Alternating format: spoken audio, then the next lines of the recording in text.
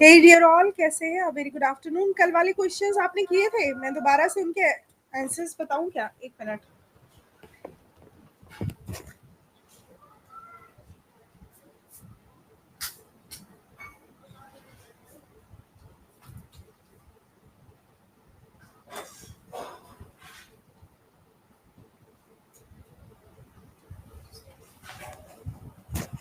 Okay, हो गए थे आपसे क्वेश्चन सारे?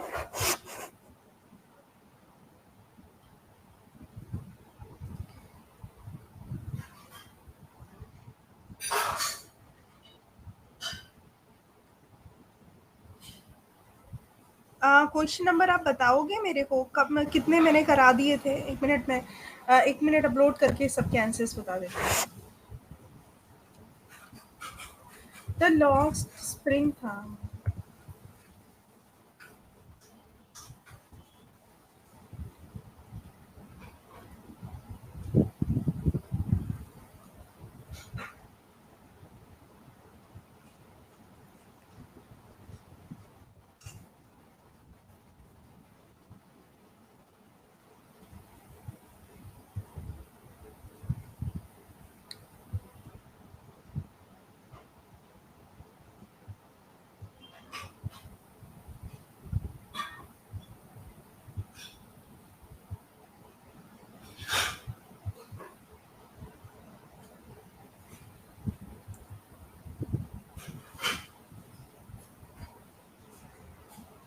ओके, क्वेश्चन था उडुपी क्या है? तो आप लोगों को पता है उडुपी क्या है? किसी को पता था? इसका भी बताना था मेरे को।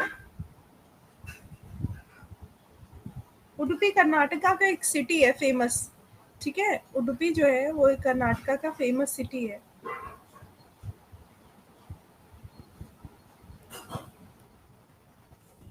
What is more important for survival? Survival के लिए चैप्टर के अकॉर्डिंग मोर इम्पोर्टेंट क्या है? तो फूड है।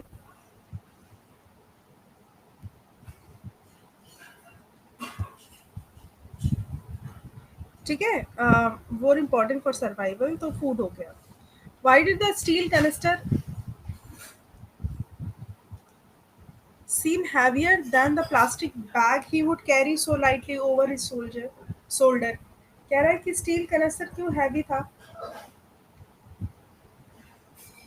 प्लास्टिक बैग से ज्यादा स्टील कैनिस्टर हैवी क्यों था?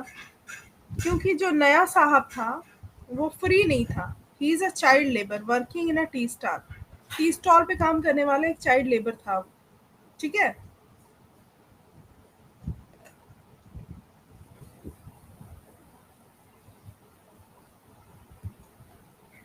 हाँ, आप लोगों ने जो लगाए हैं वो ही बताना मेरे को।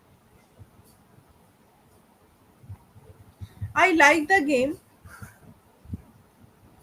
ही hums content to watch it standing behind the fence. The above sentence refers the साहब क्या रेफर करता है?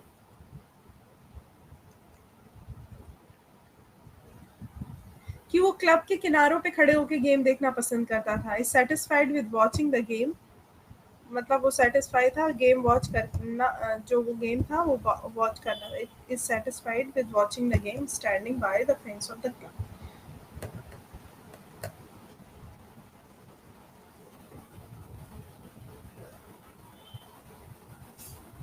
यहाँ पर लॉस्ट स्प्रिंग का क्या मतलब है?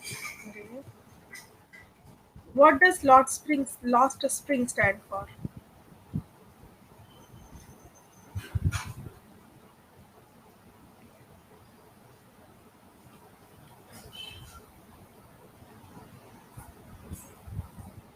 मेधावी कह रहे हैं the lost childhood of under privilege था। देखो, लॉस्ट स्प्रिंग का मतलब यहाँ पर कोई मौसम से नहीं है।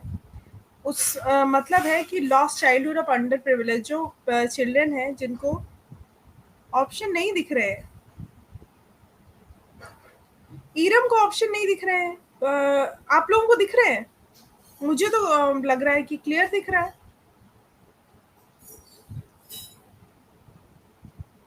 बेटा दोबारा से ज्वाइन कर लो अगर कोई दिक्कत हो।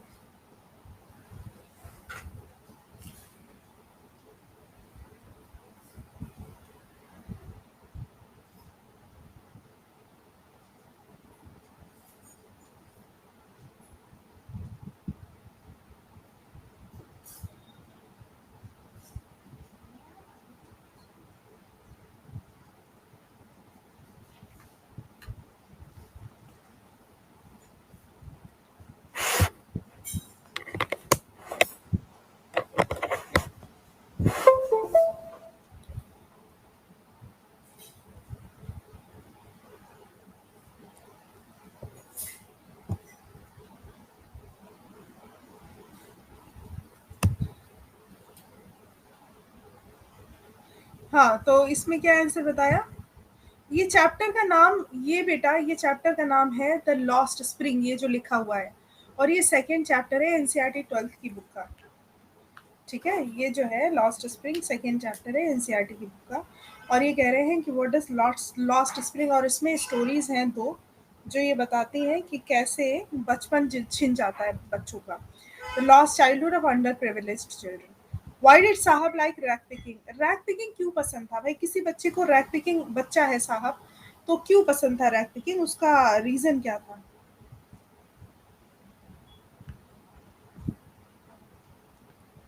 देखो, रैक पिकिंग में उसको ऐसा लगता था कि it had a sense of freedom, क्योंकि बच्चे को क्या चाहिए होती है? फ्रीडम चाहिए होती है। तो it has a sense of freedom and endless possibility for him, इसलिए उसे रैक पिकिंग पसंद थी। Where had Saheb's family migrated from? कहाँ से उसकी फैमिली माइग्रेट करी थी? सो वो करी थी कहाँ से? ढाका से। ठीक है, ढाका से, बांग्लादेश से उसकी फैमिली जो है वो माइग्रेट की थी। Why did Saheb believe in the writer's promise of opening a school? Saheb ने बिलीव किया in the writer's promise of opening a school. So Saheb ने क्यों बिलीव किया? क्योंकि अब उससे कह दिया कि उसकी दुनिया जो थी ना, उसमें being optimistic and believing in promises was natural. मतलब जो उसकी दुनिया थी उसके में आशावादी होना और विश्वास करना ये बिल्कुल नेचुरल था। हमारी दुनिया में लोग बहुत ही ज़्यादा जो है वो बेवकूफ़ बनाते हैं, उसकी दुनिया में ऐसा नहीं था। Why had Saheb's family migrated to Delhi and settled at Seemapuri? क्यों साहब की फैमिली दिल्ली माइग्रेट हुई और सीमापुरी में सेटल हो गई?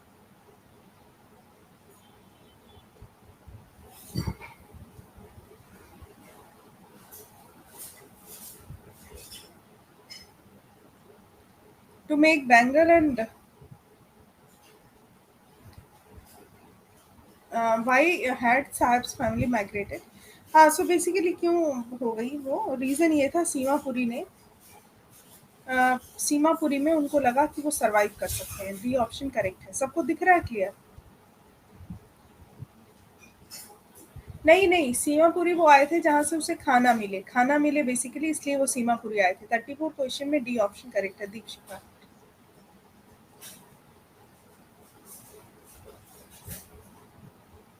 ठीक है, हाँ। Why had the youth of Firozabad learn from their parents? Firozabad के यूथ ने अपने बच्चों से क्या सीखा? To make bangles and accept their fate, to earn as much money as possible, to be rebellious and defiant the question the people people in authority. So इन्होंने basically क्या पूछा?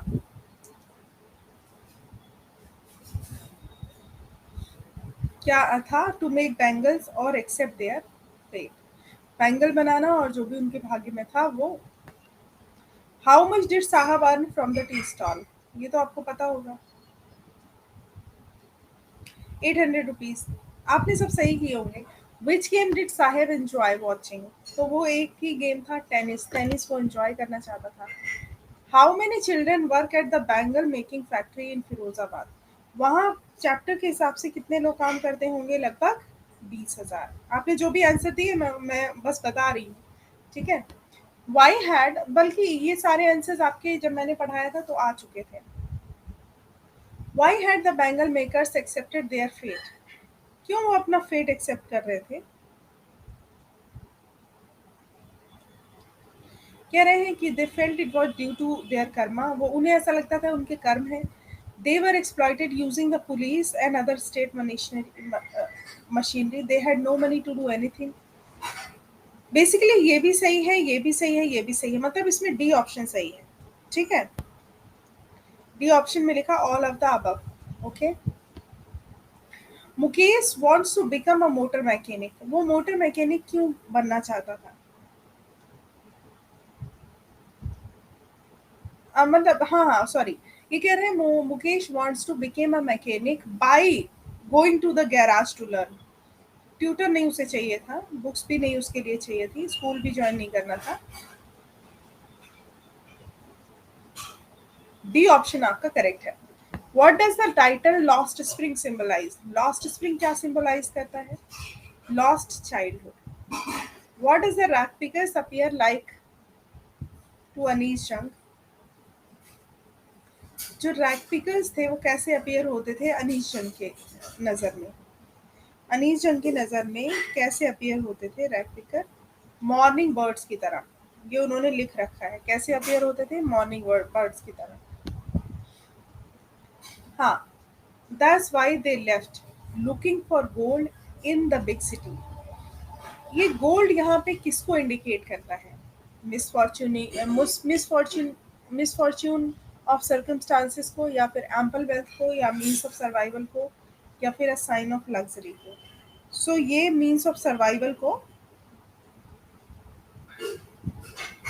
सारे सही थे आप लोगों के, देख लेना मीन्स ऑफ सर्वाइवल को ये। ठीक। Which of the following characteristics does Sahab's question is your school ready to show?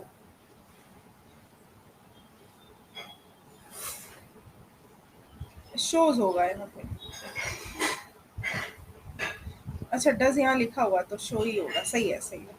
कह रहे हैं कौन सा question is your school ready, क्या आपका स्कूल तैयार है? ये क्या बताता है? Love, memory, anxiety, hope. तो ये क्या बताता है? Hope. What is others attitude in this lesson? Other का एटीट्यूड कैसा है? Sympathy, apathy, empathy, bewilder. Bewilder का मतलब तो चौंक जाना, चौंका देने वाला। तो उसका एटीट्यूड कैसा है? उसका एटीट्यूड है पूरा सिंपैथी वाला। सिंपैथी मतलब सहानुभूति। अच्छा, एम्पैथी और सिंपैथी में फ़र्क मैंने अगर नहीं बताया तो ये सहानुभूति होता है। सहानुभूति मतलब किसी के प्रति दया दिखाना, और एम्पैथी का मतलब होता है समानुभूति, किसी के जैसा फ़ील करना। तो यहाँ पे सहानुभूति की बात हो रही है। एम्पैथी में लोग अपनी फीलिंग्स एक दूसरे से शेयर करते हैं। जैसे एम्पैथी तब होती है जब मैं आपको अपने बारे में बताऊँ, आप मेरे को, है ना? फिर दोनों दुखी हो जाए। सिंपैथी में मैं आपकी बातें सुन के दुखी हूँ, तो it will be one sided, it will be sharing the emotions. Apathy का मतलब होता है नफरत या लैक ऑफ फीलिंग्स। जहाँ पे फीलिंग्स ही नहीं है वहाँ अपैथी हो गया। व्हाट डज साहब discarded and worn out tennis shoes? साहब जो है उसको डिस्कार्ड कर दिया गया, और जो उसके टेनिस शूज जो है वो क्या, ये क्या बताते हैं? नहीं, discarded and worn out tennis shoes, उसके जो साहब के डिस्कार्डेड और वर्न आउट टेनिस शूज हैं, टेनिस शूज जो कि फेंके गए हैं और फटे हुए हैं, वो क्या इंडिकेट करते हैं? पहने हुए फटे गए हैं, तो ये क्या इंडिकेट करते हैं?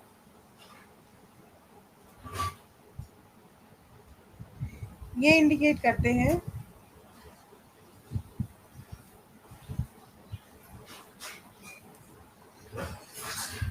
देखो मैंने जो चैप्टर में आपको पढ़ाया तो उसने ये कहा था कि जो किसी के पहने हुए शूज हैं, फेंके हुए शूज हैं, वो साहब को मिलना मतलब उसके सपने सच है होने जैसा है। तो यहाँ पर बी ऑप्शन ज्यादा अप्रोप्रिएट है। आप पता नहीं क्या लगा रहे हैं, B option is correct. What bothers the Anees Jung the most about the bangle makers?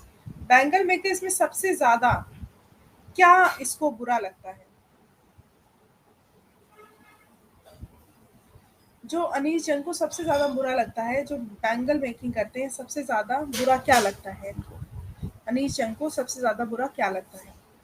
इनको बुरा लगता है जो एक्सप्लॉयटेशन हो रहा है, फैक्ट्री ओनर्स जो इन लोगों का एक्सप्लॉयटेशन कर रहे हैं, बच्चों को लगा रहे हैं। ठीक है, इसमें सी ऑप्शन करेक्ट है गाइस। इसमें the exploitation done by the factory owners, जो फैक्ट्री ओनर्स अपना एक्सप्लॉयटेशन जो कर रहे हैं वो। Which of the following show that the mindset of the people of Firozabad plays a big role in the perpetuation of their dismal poverty? कह रहे हैं कि क्या चीज़ ये माइंड से शो करती है कि फिरोजाबाद के लोग जो हैं वो बहुत बड़ा रोल प्ले करते हैं इस गरीबी में। पहला कह रहे हैं they did not know that the law if enforced could get Mukesh and 20,000 children. मतलब उन्हें इस लॉ के बारे में नहीं पता है। जो मुकेश है और जो 20,000 बच्चे हैं, बाल श्रम जो है वो इलीगल है। The people they are not from form corporative because they have lost their ability to dream. लोग सपने नहीं देखते हैं, जो चल रहा है उसी को मतलब चलाते रहते हैं, बेसिकली उसी को आगे बढ़ाते रहते हैं, सपने नहीं देखते हैं। There is no leader among them who could guide them. उन लोगों का कोई लीडर नहीं है, बट वो सर्वाइवल के वजह से अपना काम करते हैं, ठीक है। All of the above, option D will be correct here, ठीक है। क्वेश्चन नंबर 48 का राइट आंसर होगा डी। थोड़ा सा छुप गया है। The statement, but the promises like mine abound in every corner of his bleak world. जो promises है मेरे जैसे, जैसे उसने अनीश जंग ने, ये बड़ा इंपॉर्टेंट है, जो उसने प्रॉमिस किया था वो इस जो बेरंग दुनिया की एक हर उसमें होता है कोने में, इस बेरंग दुनिया की हर जगह में ऐसे प्रोमिस होते हैं, जैसे मैंने उससे कर दिए कि हम आपको स्कूल भेजेंगे, and I didn't take it seriously. तो उसने वो बात सीरियसली नहीं ली। तो अब इसमें क्या है, ये कहता है कि there is no dearth of promises which remain unfulfilled। मतलब ऐसे promises की कोई कमी नहीं है जो पूरे ना हो, मतलब क्या कहते हैं कि जो पूरे किए जा सके सॉरी, बाकी का कोई मतलब नहीं है, स्कैसिटी और पीपल नहीं है,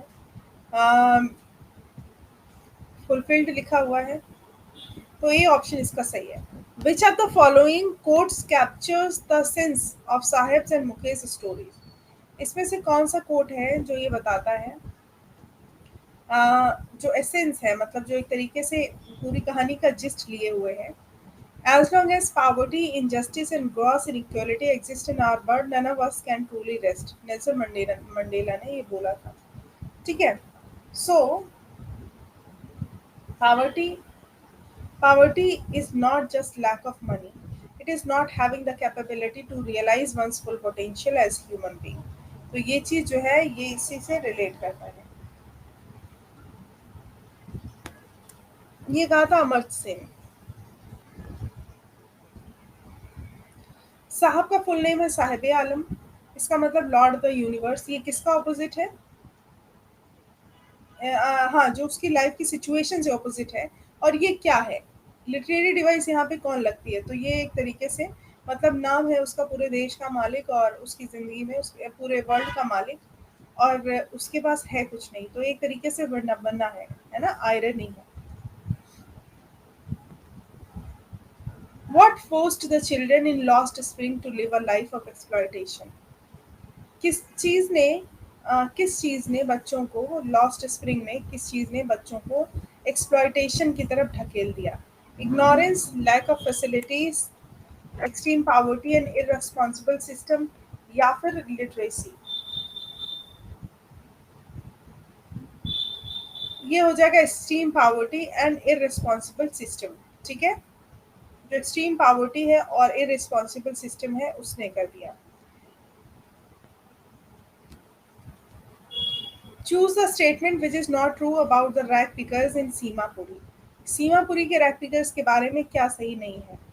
सो इसमें पुअर चिल्ड्रन वो हाँ, इसमें चिल्ड्रन आर इक्वली इन्वॉल्व, या रैक पिकर सेटल डाउन, या rack picker has accomplished itself, या फिर रैक पिकर्स लिव इन अनस्टीडी शैंटीज। इसमें से लिखा है कौन सा ट्रू नहीं है? तो देखो, रैक पिकर्स जो है वो किसी भी प्लेस पर परमानेंटली सेट नहीं होते हैं, जहाँ पे उन्हें खाना मिलता है वहाँ पे हो जाते हैं। तो हम इसको ऑप्ट करेंगे, क्योंकि ये तो ठीक है, ए सही है, सी सही है, डी सही है।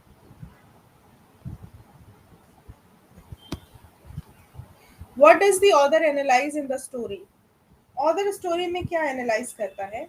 गरीब बच्चे, ठीक है, रिच पीपल नहीं, गार्बेज भी नहीं, उनके काम भी नहीं, poor children and their exploitation, है ना, poor children and their exploitation. For the children,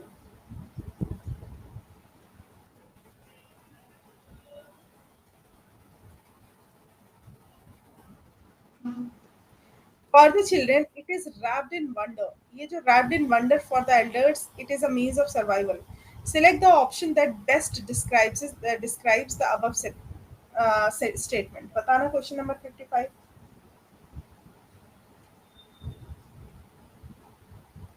Children and elders both are happy. नहीं, ये नहीं है.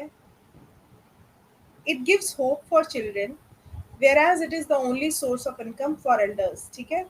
एडिशनल इनकम नहीं है, मार्वेलस नहीं है, सारे ऑप्शंस गलत है, इसमें बी ऑप्शन करेक्ट है। अच्छा, नेक्स्ट है व्हाट में अराउज रे of hope in rag pickers. Rag pickers में रे ऑफ होप का क्या मतलब है? मेधावी, इरम, सेबेस्टियन, नेहा, दीपशिखा, मनीषा, ये बच्चे हैं जो आंसर दे रहे हैं।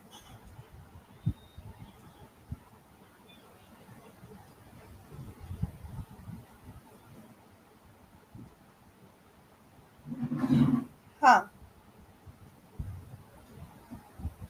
इसमें कौन सा ऑप्शन है 56 का? अच्छा, व्हाट में arouse the ray of hope in rag pickers? Rag pickers में होप का कारण क्या बन सकता है? Yes, you guys are discovery of a few more rupees in a heaps of garbage. Garbage के ढेर में कुछ और रुपयों की जो रुपए मिल जाना, ये एक तरीके से।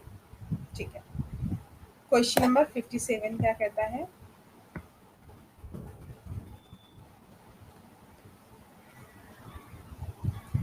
इसमें नीचे लिखे हुए हैं, ठीक है।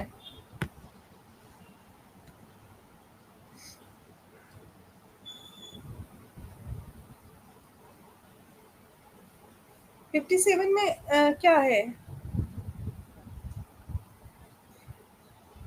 अच्छा, देख लेते हैं एक बार इस क्वेश्चन को, क्या है। अच्छा अच्छा, ओके ओके, ऑप्शंस है। सो जाएगा rear their children, opportunities for work, accepting all misery, and prove his struggle.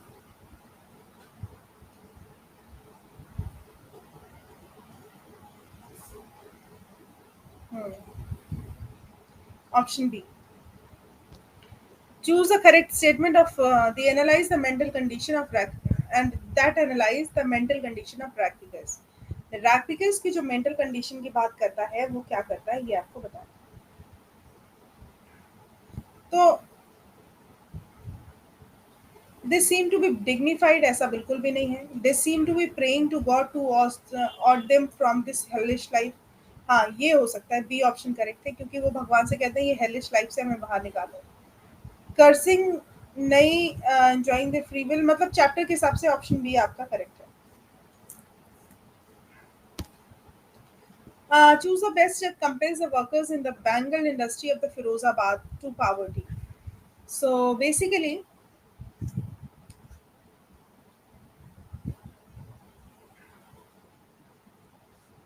caste and ancestral profession सही है।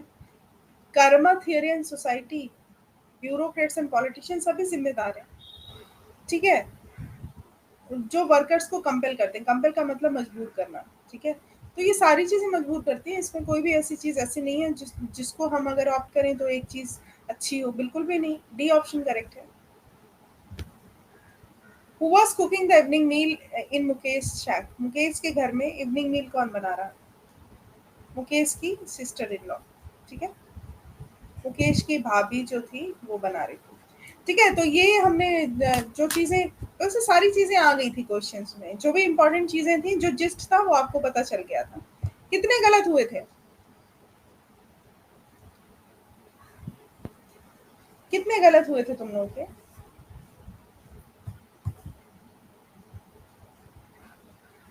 आज भी मैं क्वेश्चंस भेज दूंगी आपको, आज भी जो है वो देख लेना आप लोग।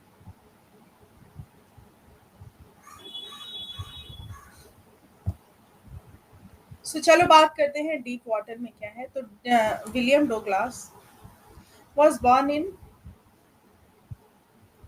माइनी मिनेसोटा। मिनेसोटा में इनका टाइम पीरियड क्या है? 1898 टू 1980। ठीक है, after graduating with the bachelor's of arts in English and economics, bachelor of art में ग्रेजुएट करके इंग्लिश और इकोनॉमिक्स से ही spend 2 years teaching high school in Yakima. उन्होंने 2 साल हाई स्कूल टीच करने में मतलब बिताए याकिमा में।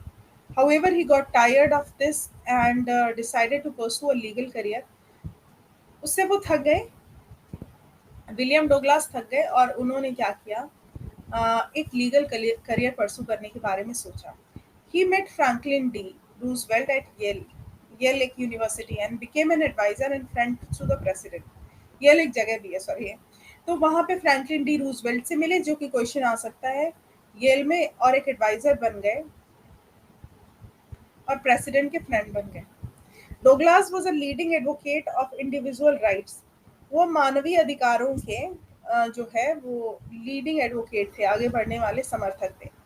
He retired in 1975 with a term lasting 36 years and remains the longest service justice in the history of the court. मतलब वो एक लंबे 36 इयर्स तक वो बने रहे अपने पोस्ट पे, उसके बाद रिटायर हुए, जो कि कोर्ट के इतिहास में एक बहुत ज़्यादा टाइम रखने वाला पीरियड हो गया। The following expert is taken, ये ज़रूर याद रखना कि ये जो द डीप वाटर है वो कहाँ से लिया गया है, तो it is taken from of men and mountains by William O Douglas. ठीक है, it reveals how as a young boy William Douglas nearly drowned in the swimming pool. मतलब ये बता रहा है कि कैसे एक छोटा बच्चा विलियम डोगलास जो है वो स्विमिंग पूल में डूब गया। इन दिस इजी ऐसे he talks about his fear of water. इसमें बताते हैं कि कैसे उन्हें डर लगता है पानी से। How he finally overcame it, और कैसे इसे ओवरकेम करते हैं। Notice how the autobiographical part of the selection is used. जो उनके बारे में बताया जाने वाला पार्ट है सिलेक्शन का, वो यूज़ किया गया है उनके डिस्कशन, जो उनके डर का डिस्कशन है उसको बताने के लिए। ओके, हाँ, तो ये तब हुआ जब वो 10 या 11 साल के थे। लोगों को 11 साल की जब होते हैं तो कुछ याद नहीं रहता, इन्हें सब याद है, बड़े लोग हैं। I had decided to learn to swim, तभी ये चले गए सीखने कि नहाते कैसे हैं स्विमिंग कैसे करते हैं, क्योंकि इन लोगों के घर में पूल होता है, पूल में ही नहाते हैं, तो इन्हें ये गए सीखने नहाते कैसे हैं।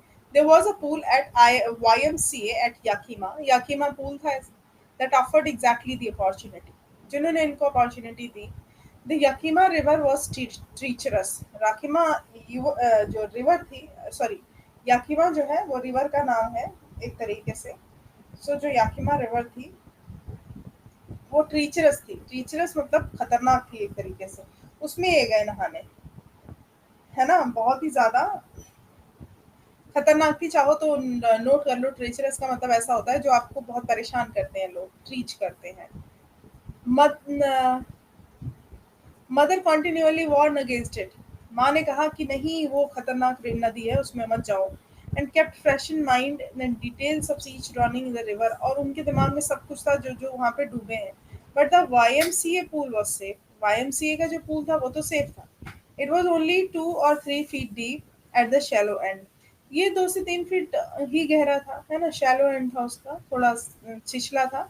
And while it was 9 feet deep at the other, और वो जो था वो 9 फीट गहरी थी। द ड्रॉप वॉज ग्रेजुअल, और ड्रॉप जो था वो ग्रेजुअल था, है ना, तो ड्रॉप जो था मुश्किल था, मतलब वहां पे गहरी थी वो। I got a pair of water wings, मुझे वाटर विंग्स दिए गए और मैं पूल में गया। अब एक पर्सन जिसको पानी से डर लग रहा है, सोचो अब, जिसको हाइड्रोफोबिया है, वो बंदा गया है उस नदी में डूबने जो ट्रेचरस है। ऐसे लोग कहाँ से आते हैं। I hated to walk.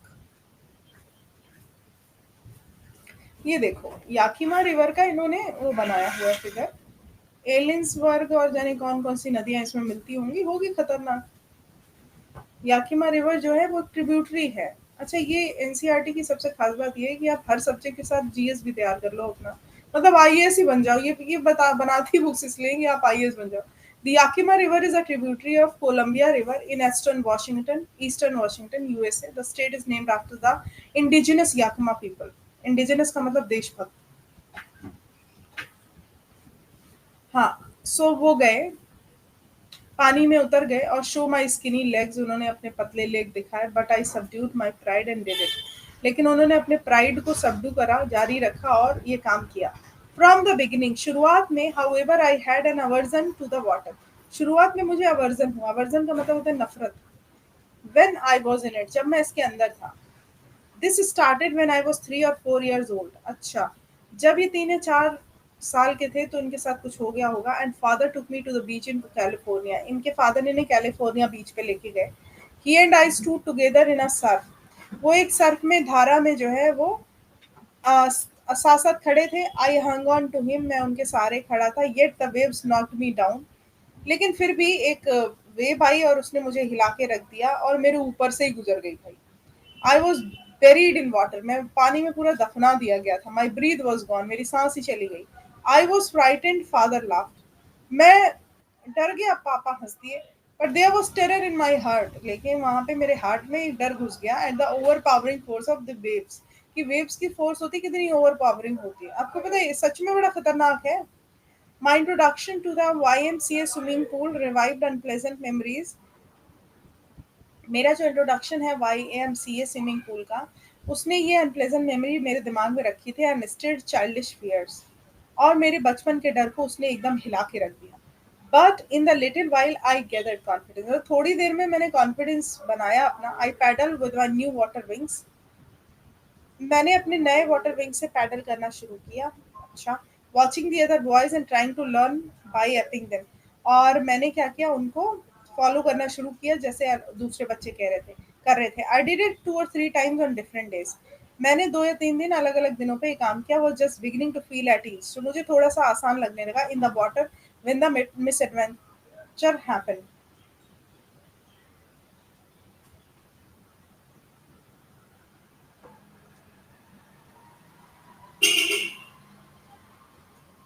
Who the hell is there who is going to invite me in their group? Don't ever do this in future again.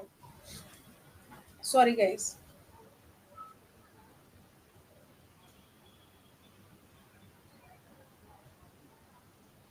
Sorry, लगातार मेरे को कोई मैसेज करके फालतू के ग्रुप में और इरिटेट कर रहा था, तो मैं उसको जरा उसके बार बार उसके मैसेजेस की वजह से मेरा कंसंट्रेशन टूट रहा था, और ये बहुत ज़्यादा मेरे को प्रॉब्लम होती है फ़ोन से। So just give me a while, मैं उसको ब्लॉक कर दिया। ओके, सो इनके साथ क्या हुआ कि ये 2-3 दिन पानी में उतरे, अब इन्हें अच्छा लगने लगा। I went to the pool,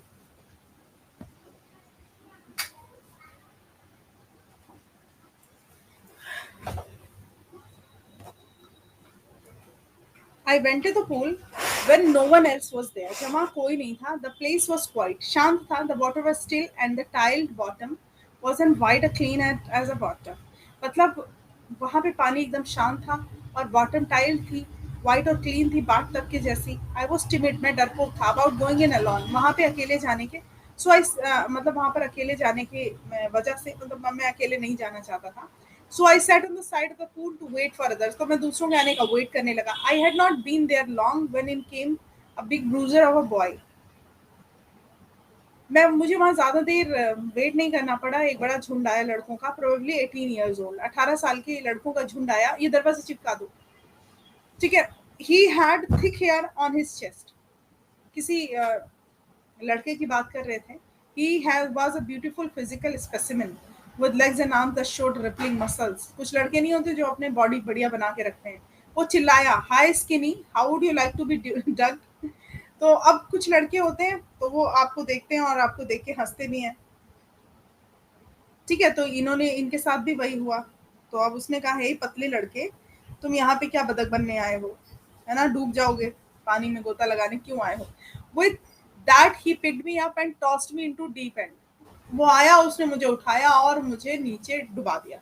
I landed in a sitting position, मैं बैठे बैठे ही उसमें मतलब लैंड हो गया और पानी को swallow किया and went at once to the bottom, और एक बार तो मैं बॉटम चला गया।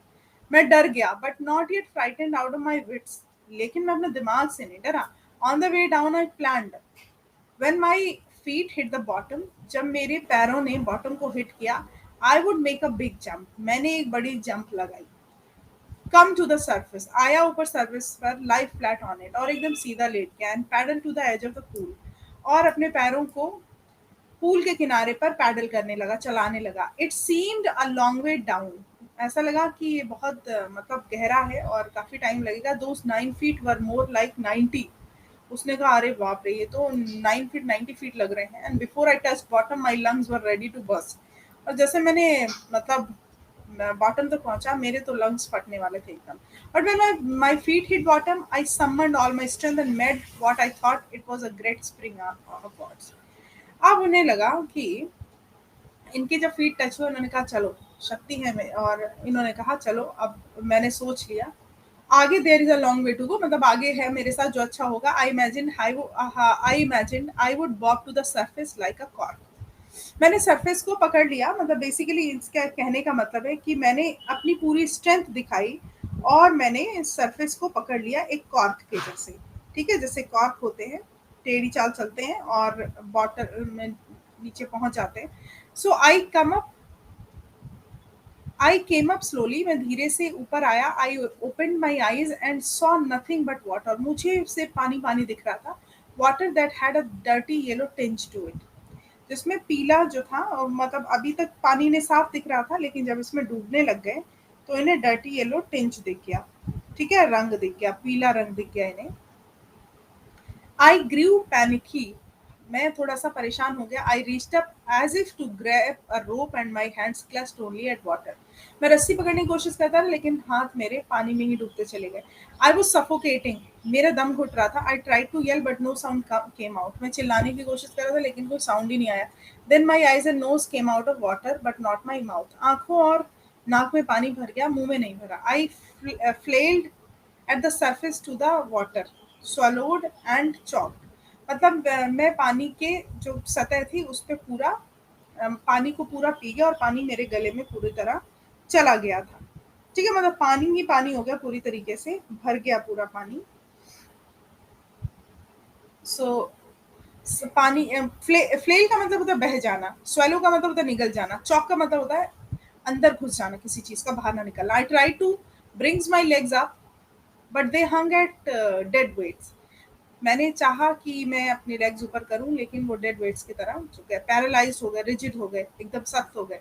A great force was pulling me under, ऐसा लग रहा था पानी के अंदर कोई मुझे खींच रहा है। मैं चिल्लाया but only the water heard me, लेकिन किसी ने नहीं सुना, पानी ने सुना। I had started on a long journey back to the bottom of the pool, अब तो बहुत लंबी प्रक्रिया छिड़ गई। I stuck at the water as I went down, मैं पानी में डूबता रहा, नीचे जाता रहा। Spending my strength as one of the nightmare fights and irresistible force, मतलब ऐसे नीचे जा रहा था जैसे सारी चीजें नीचे ही खींच रही हूँ, और ये बहुत भयानक लड़ाई थी उसके लिए।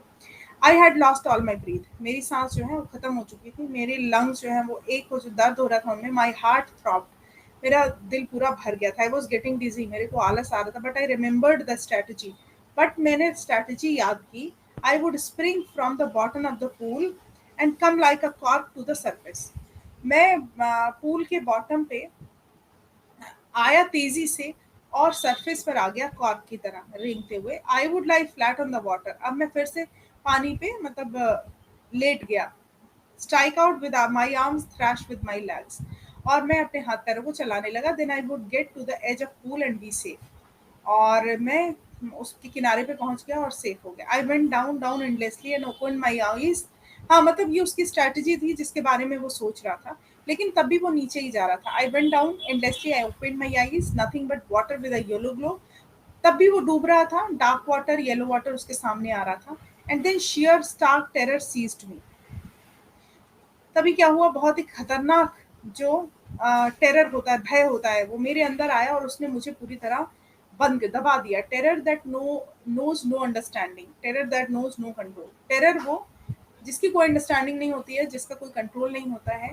टेरर जो कोई समझ नहीं सकता है, टेरर जो किसी ने एक्सपीरियंस नहीं किया होता है। I was shrieking under water, में पानी के अंदर डूब रहा था। I was paralysed under water, मैं वहां पर एकदम से अनकंट्रोल हो गया था, पैरालाइज्ड हो गया था, स्टिफ रिजिड विथ फियर, मतलब डर से मैं एकदम अकड़ गया था। Even the screams in my throat were frozen, मेरी जो स्क्रेम थी वो भी मतलब फ्रोजन थी, जम गई थी। Only my heart and the pounding in my head said I will still allow, जो दिमाग में चल रहा था उससे उसे पता था कि मैं जिंदा तो हूँ, दिल चल रहा था। Then the midst and in the midst of the terror came a touch of reason, I must remember to jump when I hit the bottom, उसे लगा कि जैसे ही मैं बॉटम पे जाऊंगा मैं मुझे याद है कि मैं कूदूंगा। At last I felt the tiles under me, उसने टाइल्स जो है उसके नीचे वो फील किए। My toes reached out as if to grab them, मेरे टोज जो वहां पहुंचे जैसे उसको पकड़ ही लेंगे। I jumped with everything I had, वो कूदा जैसे वो कूद सकता था। But the jump made no difference, लेकिन कुछ नहीं हुआ उससे। The water was still around me, पानी अभी भी मेरे आसपास था। I looked for ropes, ladders, water wings, मैं रोप्स के लिए देख रहा था, सीढ़ियां देख रहा था, वाटर विंग्स देख रहा था, नथिंग बट कुछ भी नहीं था, पानी था। A mass of yellow water held me, पीले पानी ने मुझे पूरी तरीके से पकड़ लिया था। Stark terror took an even deeper hold on me, जो मेरा डर था वो ना मुझे नीचे डुबाए दे रहा था। Like a great charge of electricity, ऐसा लग रहा था कि मतलब एकदम जैसे इलेक्ट्रिसिटी का झोंका झटका लग गया हो। I shook and trembled with fright, मैं चौंका और डर गया। माई आर्म्स वुडंट मूव, मेरे हाथ पैरों ने मूव करना शुरू कर मतलब मन बंद करना, मूव करना बंद कर दिया। अब यहाँ तक बढ़ के ऐसा लग रहा कि आज तो गया राइटर आज तो निपट लिए महाराज। माई लेग्स वुडंट मूव, मेरे लेग्स मूव नहीं हो रहे थे। I try to call for help, to call for mother, nothing happened, मैंने बुलाया माँ, मैंने बुलाया सबको, बट कुछ नहीं हुआ। And then strangely there was light, I was coming out of the awful yellow water. Then अचानक से प्रकाश आया और मैं उस गंदे पीले पानी से बाहर आया। एटलीस्ट माई आईज वर, कम से कम मेरी आंखें तो आई। My nose was almost out, मेरी नाक भी ऑलमोस्ट आउट हो गई। Then it started down a third time. I sucked for air and got water. The yellowish light was going out. उसके बाद फिर से वो डूब गया। Their all efforts ceased. I relaxed. Even my legs felt limp. मुझे लगा मैं एकदम मतलब लंगड़ा हो गया हूँ। And the blackness swept over my brain. It wiped out fear, it wiped out terror. हाँ, अचानक से ये रिलैक्स हो गए, सारा डर खत्म हो गया। अब कोई भी भयानक चीज नहीं थी। It was quiet and peaceful, nothing nothing to be afraid of. This is nice to be drowsy, to go to sleep, no need to jump, too tired of jump, it is nice to be carry gently, to float among the space. बहुत ही अब इस इनको ऐसा लगा कि मतलब ये सारी जो चीजें हो रही हैं, सारे एफर्ट इन्होंने बंद कर दिए, ये रिलैक्स्ड हो गए। इनके हाथ पैर जो है वो एकदम शांत हो गए, इनका डर चला गया, इनको ये इनकी पैनिकनेस चली गई, ये पीसफुल हो गए। अब इन्हें अच्छा लगने लगा, उन्हें लगा कि ये अपनी माँ की बाहों में है और इन्हें अब सो जाना चाहिए, तो ये सो गए। I cross the oblivion and the curtain of life. मतलब अब ये वो सिचुएशन बता रहे हैं जैसे अगर कोई भी पर्सन ऐसी सिचुएशन में हो जो वहाँ पे कुछ कर ही ना पाए, तो वो क्या सिचुएशन होगी। तो इन्होंने कहा I crossed to oblivion. Oblivion का मतलब होता है जो यादें होती हैं, है ना। ओब्लिवियन जो है यादों को भी भूल गए। The next I remember I was lying on my stomach beside the pool vomiting. दूसरा उन्होंने जब उनकी आंखें खुली तो उन्होंने देखा I was lying on my stomach, मतलब ये पेट के बल लेटे हुए थे, पूल के पास में वॉमिट कर रहे थे। The chap that through me in was saying but I was only fooling. मतलब जो उनके आसपास चैप थी वो कुछ कह रही थी।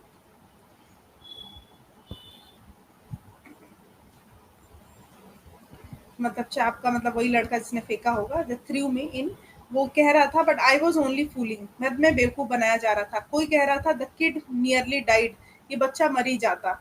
B all right now, let's carry him to the locker room. अभी सारे लोग इसको लॉकर रूम में लेकर के जाओ। Several hours later I walk home, कुछ घंटों बाद मैं घर आया। मतलब उसे किसी बच्चे ने निकाल लिया, मतलब वहां पे जब वो मरने वाला था तो वहां पे जो लोग आए थे उसमें से किसी ने निकाल लिया। I was weak and trembling, मैं बहुत कमजोर और घबरा गया था। I shook and cried when I lay on my bed, मैं डरा और रोया। I couldn't eat that night, मैंने खाना भी नहीं खाया। For days a haunting fear was in my heart, पानी से मुझे बहुत डर लगने लगा। स्लाइटेस्ट एक्सर्शन अपसेट मी, वो जो एक्सर्शन था उसने मुझे बहुत परेशान कर दिया था। Making no wobbly in the knees and sick it to my stomach. I never went to school. Back to the pool. I feared water. मुझे पानी से डर लगने लगा. I avoided it whenever I could. A few years later, then I come to know the waters in Cascade. कुछ सालों बाद उन्होंने झरनों के पानी के बारे में जाना। I wanted to get into them. मेरा मन था उनमें जाने का। And whenever I did, जब भी मैंने ऐसा किया, whether I was wading the Talian bumping river or bathing in warm lake in the goat rocks, मतलब जब भी उसे ऐसे कभी भी गर्म लेक में कहीं गया और उसे रिवर में कूदने का या नहाने का मन हुआ, तो वो जो टेरर था उस टाइम का वो उसके मन में वापस आ जाता था। It would take possession of me, उसके उसके मन में बस गया था वो चीज पूरी तरीके से। My legs would become paralyse, उस टाइम पे हुई उसके जो मतलब पैर थे वो एकदम पैरालाइज हो जाते थे। I see horror would grab my heart, जो एकदम ठंडा डर होता है उसने उसके दिल को जकड़ रखा था। The handicap stayed with me as years rolled by, साल के साल गुजरते रहे लेकिन वो चीज उसके दिमाग में बनी रही। ठीक है। इट कैनोज मी मैंने ऑन मैंने, हाँ ठीक है। Lakes fishing for landlocked salmon. एक मिनट, अच्छा एक मिनट, ये काफी बड़ा है।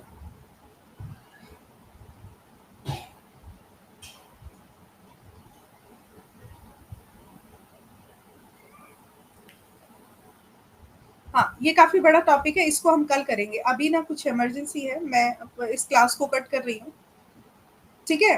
तो मैं अभी इस क्लास को बंद कर रही हूँ, इसको हम कल करेंगे और अगर ज़्यादा बड़ा हुआ तो समरी और क्वेश्चंस कर लेंगे।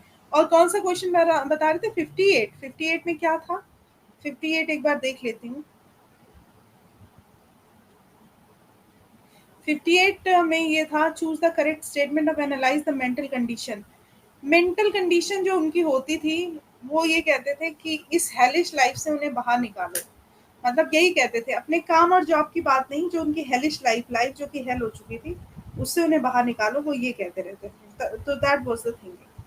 ठीक है, सो आज का सेशन हम यहीं पे खत्म करते हैं। I have to go somewhere और इसको हम एज़ इट इज़ रखेंगे। कल इसके आपको क्वेश्चंस, हाँ, मैं एक काम करती हूँ, इसके क्वेश्चंस भेज देती हूँ, राइट एवरीवन? इसके अभी क्वेश्चंस आपको भेज देती हूँ, जितने हो पाएँ वो ठीक है। कल हम लास्ट वाला टॉपिक करके आपको भेज देंगे बाकी सारा, ठीक है? ग्रुप में इसके क्वेश्चंस भेज देती हूँ। Okay guys, bye, take care. हाँ, क्या हुआ? आ रही हूँ, बस 2 मिनट, 2 मिनट दो मुझे, आ रही हूँ बस।